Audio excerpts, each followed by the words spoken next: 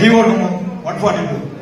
இந்த ஜிஓ 142 அதாவது வந்து 26/8/2019 இந்த ஜிஓ 142 போடலாம். இந்த ஜிஓ எதுக்காக போட்டிருக்காங்கன்னா அதுல 2-3 விஷயம் இருக்கு. ஒண்ணு வந்து 1/9/2016 நம்ம ஊதிய ஒப்பந்தம் வருது. அரசு ஊழியர்களுக்கு சாரி நம்ம ஆபீசர்ஸுக்கு 1/1/2016 இருந்து ஊதியம் மாற்றி அமைக்கப்படுது.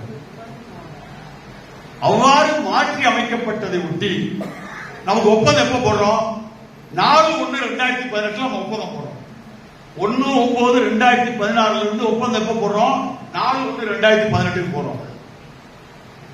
கவர்மெண்ட் எம்ப்ளாயிஸ்க்கு அதாவது கவர்மெண்ட் எம்ப்ளாயிஸ்க்கு 1/1/2016 அந்த அதுக்கான அரசாணை எப்ப பிறப்பிக்கிறான்னா 13/10/2017 பிறப்பிக்கிறான்.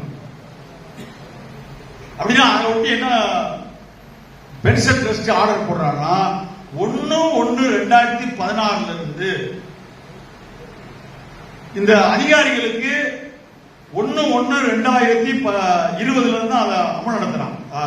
1/1/2018 இருந்து அமல் நடத்துறான். அப்படி அமல் நடத்துற காலத்துல அவங்களுடைய கிராஜுவிட்டி, லீவு சம்பளம் இதுக்குரிய பணத்தை கொடுக்கணும். அதே மாதிரி 4/1/2018 ஒப்பந்த அடிப்படையில் 1/9/2016 அரியர்ஸ் எப்ப வருது? நமக்கு 1/9/2017.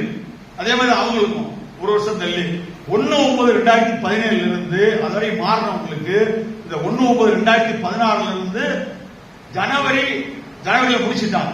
டிசம்பர் 2017 வரைக்கும் உள்ள காலத்துல ரிட்டையர்ட் ஆனவனுக்கு கிராஜுவிட்டி இந்த அந்த இதெல்லாம் செட்டில் பண்ணும்போது ரீஅரேஞ்ச் பண்ணி பென்ஷனை மாற்றி அமைச்சு அதுக்கான முறையில அந்த பணத்தை கொடு அப்படிங்கிறதுக்கான அரசாணை தான் 142/2019. இந்த அரசாணையில என்ன சொல்லியிருக்காங்கன்னா பிரிவு சி என்ன சொல்லியிருக்காங்கன்னா தற்போது வழங்கப்படும் அகவலைப்படி தொடர்ந்து அதே தொகையில் வழங்கவும் அப்படின்னு சொல்லிட்டான் இந்த அரசாணையில். இந்த அரசாணையில மற்ற விஷயம் இருக்கு.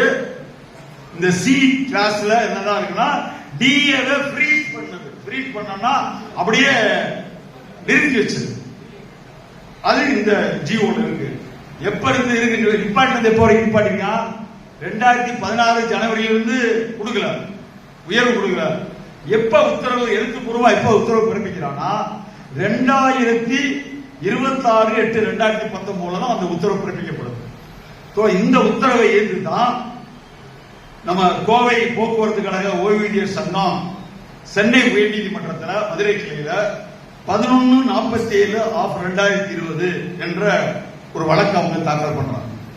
அந்த வழக்கு அவங்க கேட்கறது இந்த ஜிஓ அடிப்படையில் எனக்கு பணம் கொடுக்கணும், ஏன்னா பணம் கொடுக்க மாட்டேங்கிறான், பணம் கொடுக்கணும். இந்த கிளாஸ் சி அதாவது அகவலைப்படி உயர்வு வந்து ஃப்ரீஸ் பண்ணத ரத்து பண்ணும். இந்த ஜிஓல இருக்க அந்த பிரிவை ரத்து பண்ணும். இதுதான் அவருடைய வழக்கு. 142 ஜிஓல அவங்க போட்ட வழக்குங்கிறது அது. அதாவது அகவலைப்படி உயர்வை ஃப்ரீஸ் பண்ணத ரத்து பண்ணு என்று அவங்க அந்த வழக்கை போடுறாங்க. அந்த வழக்கு அது போடுறாங்க. இந்த வழக்கு வந்து